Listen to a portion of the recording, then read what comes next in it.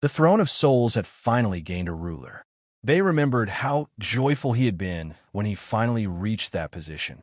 However, the celebration did not last long, as he was murdered almost immediately afterward. It was punishment for the sin of a mere ant daring to sit upon the throne as king. Everything happened in an instant, and he soon found himself in critical condition. The doctors did everything they could to save his life, but their efforts proved useless. Yet when Bei regained consciousness, he discovered that he was in a strange and unfamiliar place. Confused, he looked around and wondered why he was sitting atop a mountain of corpses. The horrifying sight shocked him, and he began to question whether he had already arrived in hell. Suddenly, he clutched his head as a sharp pain surged through it. At that moment, all of his memories came rushing back. He remembered his name and his previous life as a game streamer. He had gained popularity by playing a game known as Throne of Souls, a highly acclaimed role-playing game praised for its immersive world, unique storyline, and stunning visual effects. Despite its extreme difficulty, he was one of the few dedicated players who continued playing it until his mysterious death. A voice suddenly informed him that he had been reincarnated, leaving Bei stunned. The voice explained that this rebirth was a special reward connected to Throne of Souls. Bei seemed excited by the opportunity, though he was also disappointed that he had not been reborn in a fantasy world filled with beautiful women. Curious, he asked the voice what its true purpose was in granting him this chance. The voice replied that it simply wanted him to do his best and reclaim the throne once again. It further explained that successfully cleaning the throne would earn him a ticket back to his original world.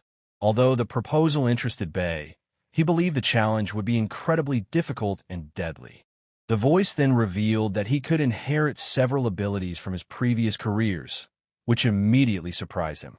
This revelation made the decision even harder because he was a fan of all of them. The system also offered him the option of living as an ordinary civilian with no special powers. Bei quickly realized that the system was practically forcing him toward the king's path. With a smile, he asked whether choosing the path to become king carried any penalties. The system replied that there were none and asked if he was certain about his choice. Hearing that, Bei did not hesitate and immediately accepted. The agreement was finalized, and the system wished him good luck. Fortunately, luck seemed to favor him as the game began. When he regained his senses, he noticed a figure hanging upside down from the ceiling. The person questioned why he was alive again, considering that he had died only a few days earlier. The figure turned out to be Gray, an elf mage and royal guard who requested his assistance. Harry, however, objected to the idea of relying on a timid child for help. Dago then joined in, expressing his despair over their current predicament. There was also Mina, the princess whom the guards were sworn to protect. Bei was astonished. These were not NPCs that players were supposed to encounter immediately upon arrival. He quickly realized that if he had chosen the civilian route, he would have died almost instantly. Their current location was the Cave of Lamentations, a place far too dangerous for weak beginners. In the original game, the first chapter would begin in Anka Village. From there, players would travel to the burned jungle to trigger a scripted storyline. Only after completing that sequence would they eventually reach the Cave of Lamentations and rest within the dungeon. Bei did not have time to dwell on the situation and instead focused on planning an escape. He immediately accessed the system and activated the initial profession selection menu. The first available class was Warrior, a close-range combat role specializing in swords and shields. The second was Mage, a long-range class that relied on staffs and magical spells. There was also the Assassin, a profession focused on stealth and speed. Another option was the Elementalist, capable of wielding the power of the natural elements. Finally, there was the Outcast, an unimpressive class that fought with a simple wooden club and possessed very little to offer. To the system's surprise, Bei chose the final option. The system questioned his decision, and he explained that the Outcast was the only class capable of freely changing professions later on while retaining unlimited professional achievements. Convinced, the system accepted his choice and immediately issued the main quest: survive, and escape the cave. Without wasting a second, Bei stood up and prepared to clear the dungeon as quickly as possible. The royal guards hanging from above asked him to untie them. Dago stared at him silently for a moment, waiting for a response. Bei already knew what would happen if he released them. The guards and the princess would regain their freedom only to face a far more brutal fate. A terrifying monster awaited them, one powerful enough to crush them effortlessly.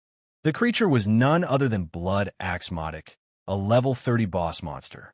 This terrifying beast would soon slaughter them all with its enormous axes.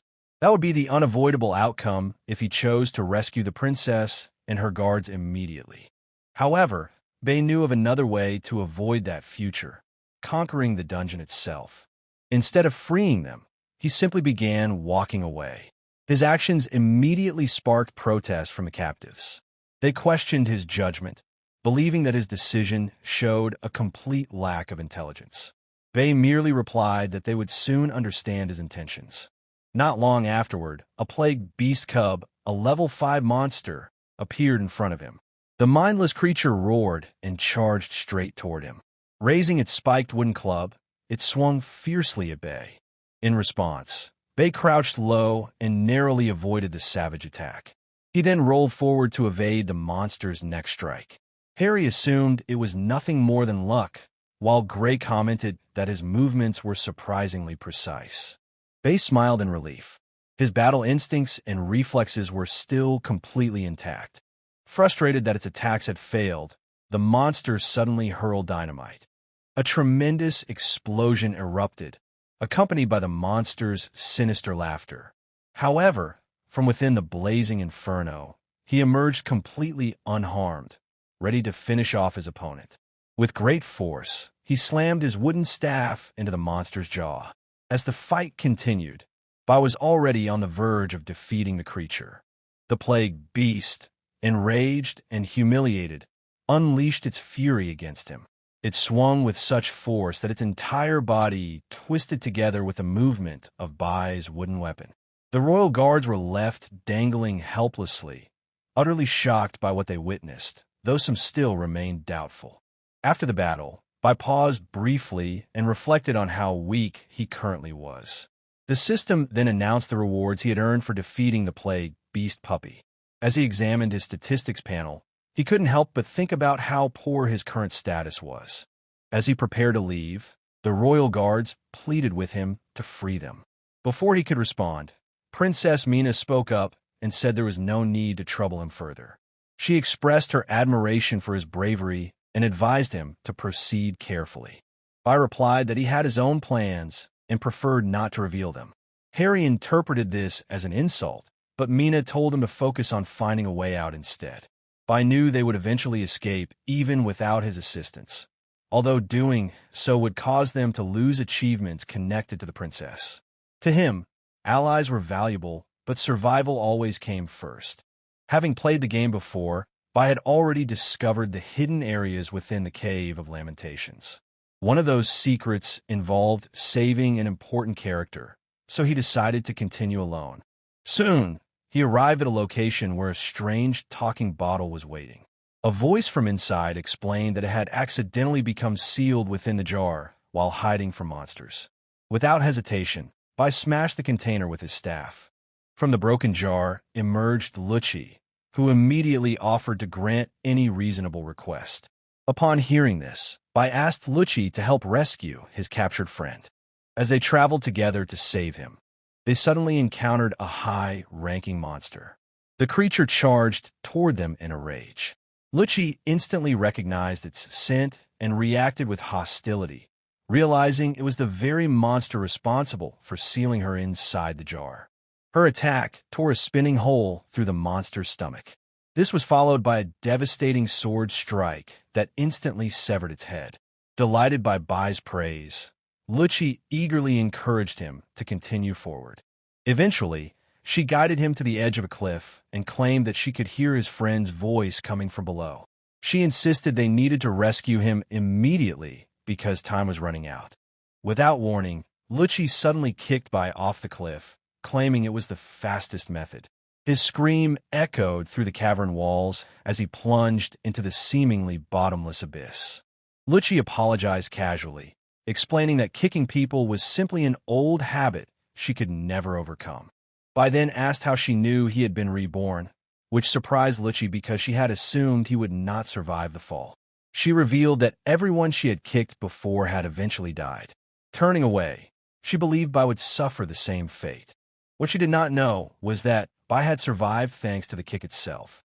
While falling, he consumed a health potion to restore his health points.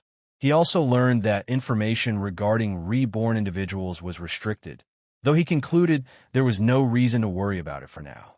Later, he arrived before the massive gates leading to a hidden region within the Cave of Lamentations. Players of Throne of Souls were often forced to search for clues about the history of this world. Long ago, it had been filled with life, where numerous species coexisted peacefully.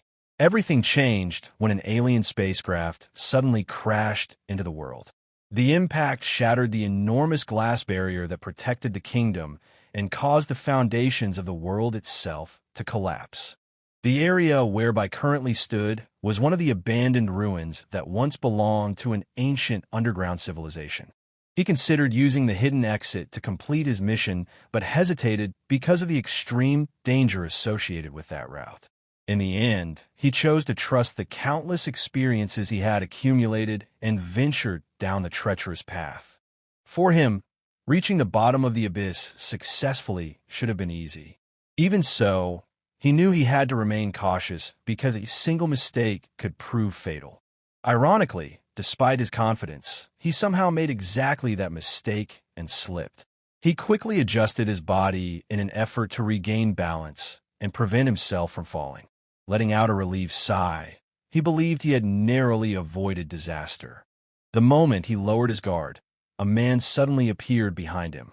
A surge of adrenaline rushed through him as he spun around instantly.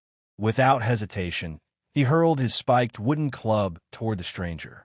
The man stepped back, and Bai immediately demanded to know who he was. The stranger introduced himself as Harvey, a level 30 human elementalist ranger. He apologized sarcastically and expressed disappointment that he had not stabbed Bai the moment they met. Bai repeatedly questioned Harvey's identity and motives. Then he remembered the corpse he had encountered earlier and began to suspect that Harvey was another reborn individual.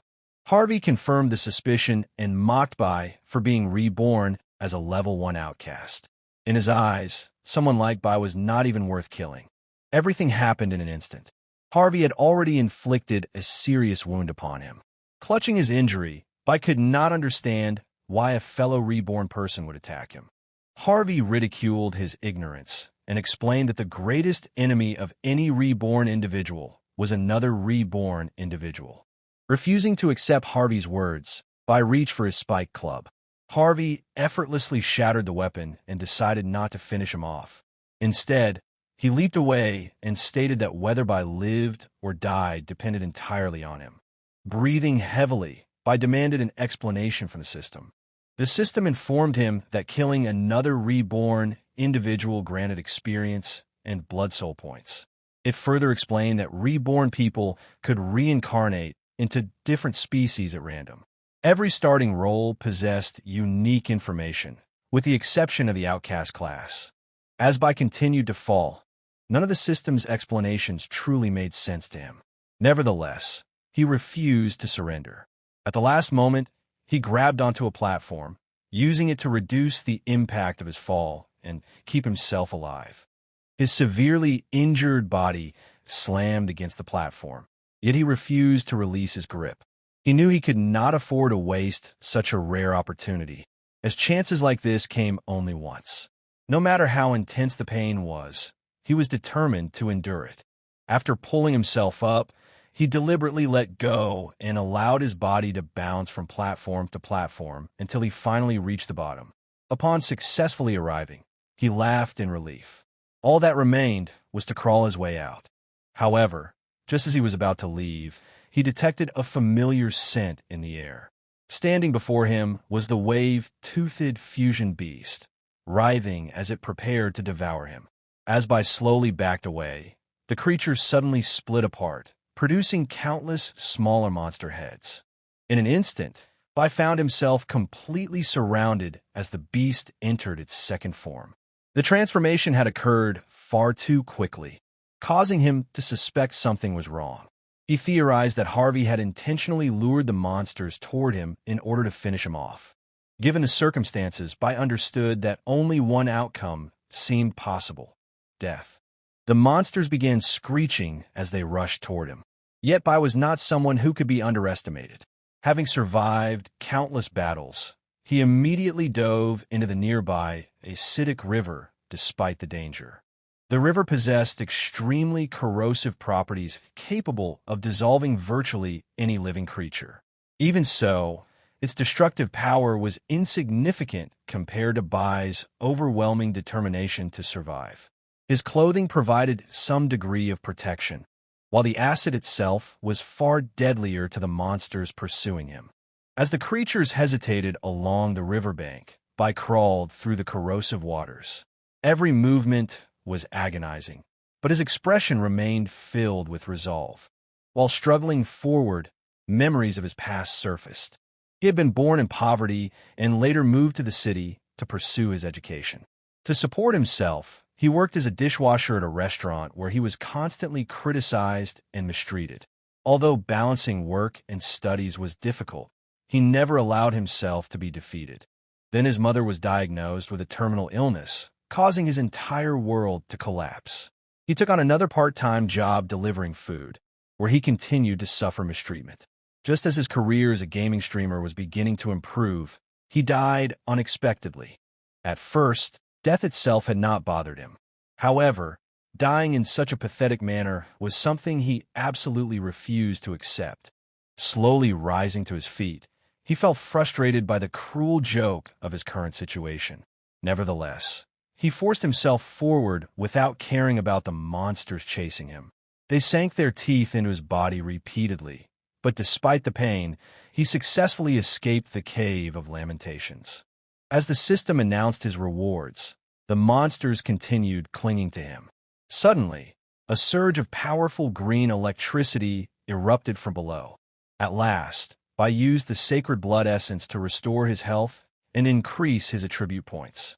He also equipped the hidden Blood Shadow Assassin armor set along with the Scarlet Murder Sword as his primary weapon.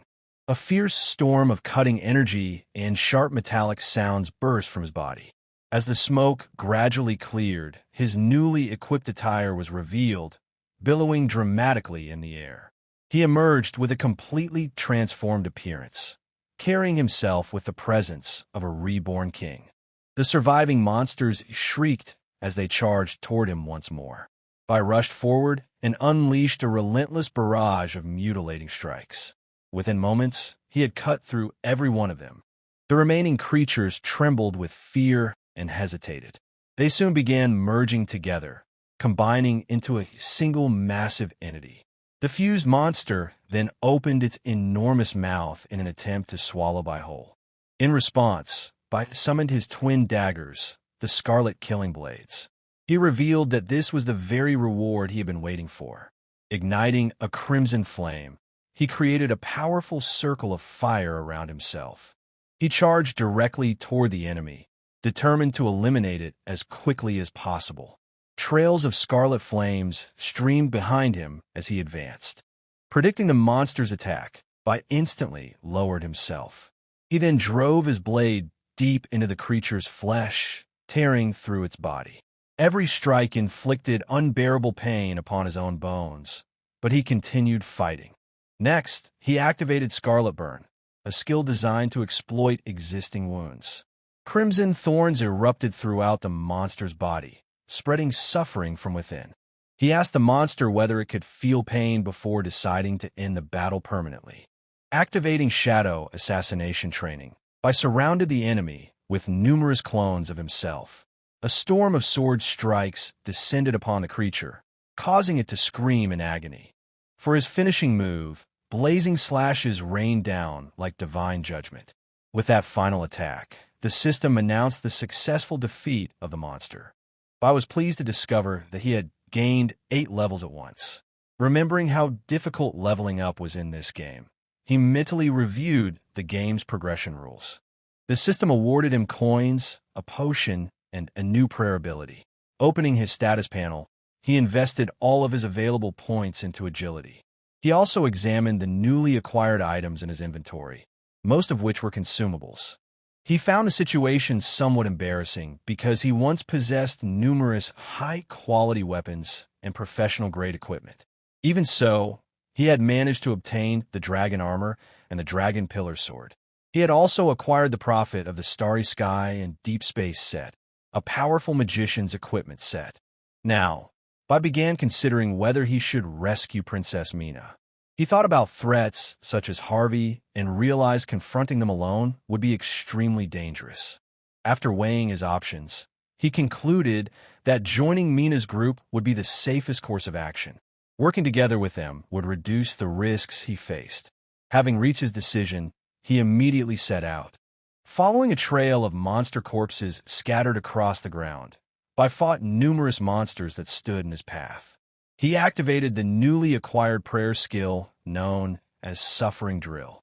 After defeating every enemy along the way, Bai finally reached level 10. However, he also learned that his earlier actions had caused Mina's camp to become hostile toward him. Wearing a helpless expression, he wondered just how badly they were speaking about him behind his back. Meanwhile, back at Mina's camp, everyone was still suspended inside the cave and growing increasingly irritated. Mina attempted to calm them and apologize for being weak and becoming a burden. However, her bodyguards insisted they did not regret swearing loyalty to her. As they continued talking, two scarlet daggers suddenly flew through the air and sliced through the ropes holding them. Everyone fell, while the guards immediately prioritized protecting the princess. Upon landing, Daegu complained about yet another failed attempt to die. Harry quickly checked on Mina, who assured him she was unharmed. Gray wondered who had rescued them. Revealing himself, Bai answered their question and jokingly claimed it was merely revenge for all the insults they had directed at him. Despite his completely new appearance, everyone recognized his voice and was stunned. Bai quickly informed them that there was no longer any time for surprises because the boss monster was approaching. Although the guards had been freed, they still distrusted Bai's intentions. Nevertheless, Mina sincerely thanked him for saving them. When Bai responded casually to the princess, the royal guards became furious. He continued provoking them deliberately, as it was all part of his plan. Finally, Mina drew her firearm and ordered everyone to stop arguing. At her command, the group immediately shifted into battle formation. Watching their reactions, Bai concluded that he now had a good understanding of everyone's personalities. With only 10 seconds remaining before the boss's arrival, Bai quickly set up a storm trap. Electricity crackled around his body as he turned toward the group and requested 3 minutes. Suddenly, a monstrous silhouette appeared. The boss monster descended like a bolt of lightning and crashed onto the battlefield. It was the level 30 Blood Axe Beast, leader of the Plague Beast Clan. The creature radiated confidence and authority. Unfortunately for it, that confidence made it careless. The moment it arrived, it stepped directly into Bai's storm trap. Purple and blue lightning instantly engulfed the boss monster's body. Without wasting the opportunity, everyone launched an assault against the enormous enemy. However, the boss quickly recovered and struck back. Moments later, it noticed 3 arrows flying directly toward its head. With almost no effort, it blocked them and mocked the attackers, claiming their attacks were nothing more than child's play. The boss declared that if they truly wished to challenge him, they would need to display their real abilities. Even the vines used to restrain him proved ineffective. The bindings were unable to hold him, and he easily broke free. Continuing his rampage, the boss mocked their weakness while wreaking havoc across the battlefield. Spinning like a tornado, he unleashed his 4-direction splash ability. Princess Mina immediately erected a barrier to shield everyone from the storm of debris and destruction. She instructed the others not to worry about her and ordered them to focus on protecting themselves. The boss monster then fixed its gaze upon her and launched an attack. When the monster descended, Harry threw himself forward and used his own body to shield Princess Mina. The boss monster then raised its weapon once more, determined to finally eliminate the princess. However, just as it prepared to strike, a sudden sharp pain erupted in its back, causing it to roar in agony. It was Bai. He had successfully stabbed the monster from behind. Because his weapon had been submerged in the acidic waters of the river, the blade had acquired a poisonous property, turning his attack into a venomous strike. Furious, the boss swung its weapon recklessly, but Bai effortlessly avoided every attack. Meanwhile, the poison coursing through the sword began corroding the boss monster's body. Frustrated and enraged, the creature started rolling around wildly. Its violent thrashing shattered the floor beneath it, reaching a massive pile of corpses. Moments later, the pile exploded, launching bodies in every direction.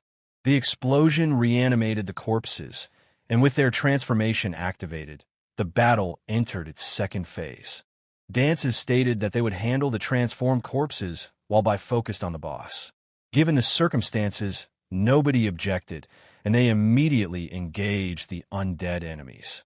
The boss monster praised Bai's courage for facing it alone. Everything was proceeding according to Bai's plan. He already knew exactly what he needed to do to end the fight within a minute. The boss continued mocking Bai for his apparent weakness. In response, Bai activated his fire ability, Scarlet.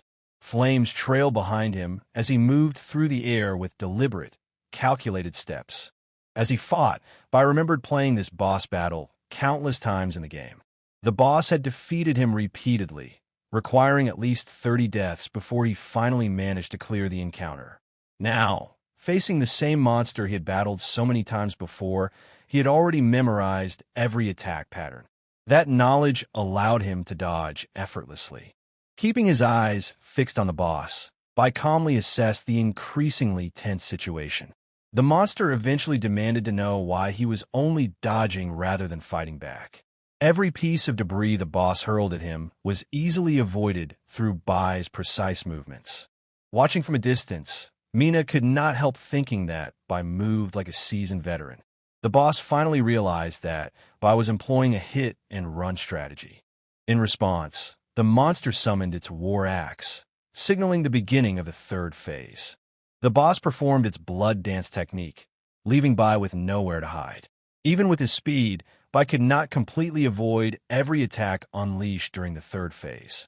Nevertheless, this was still manageable. In fact, this was the phase he had been waiting for. Gray and Harry watched with concern, worried about Bai's situation.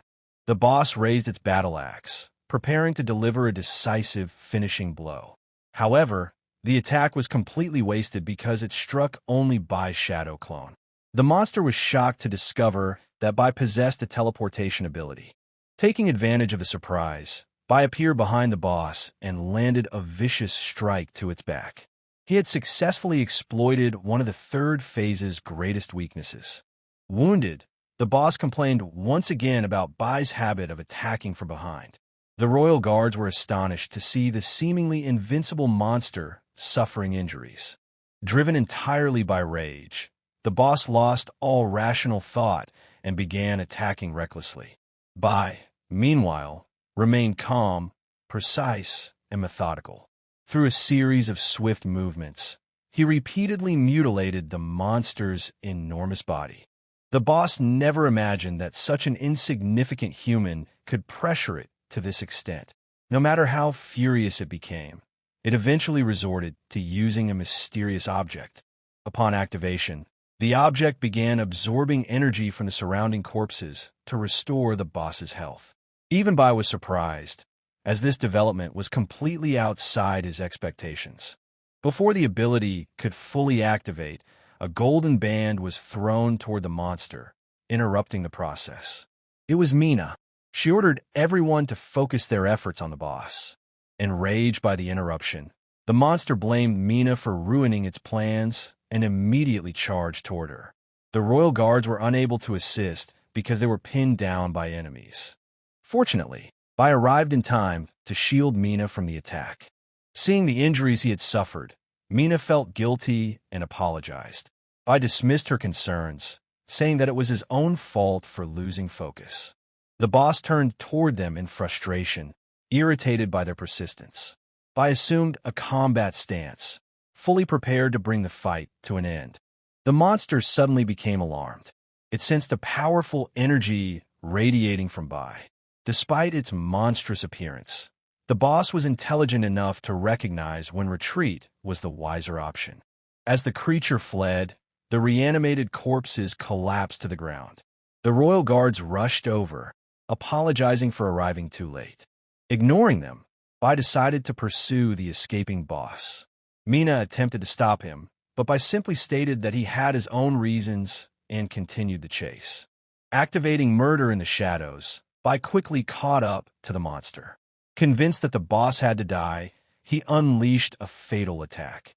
With the boss monster's death, everyone received EXP points and gain levels. Bai stood atop the fallen creature and earned 2 levels at once. As rewards from the raid, he obtained the Blood Dance Fury Axe, a necromancy skill book, and the blood-sucking mechanism element. Mina thanked him for protecting her earlier, but Bai's thoughts remained focused on the unknown variables that had disrupted his original plans.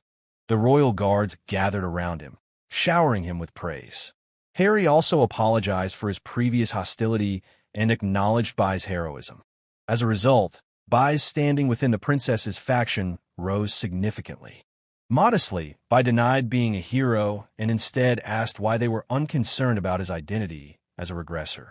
Mina explained that they were not in a position to judge him because they themselves lived under constant public scrutiny.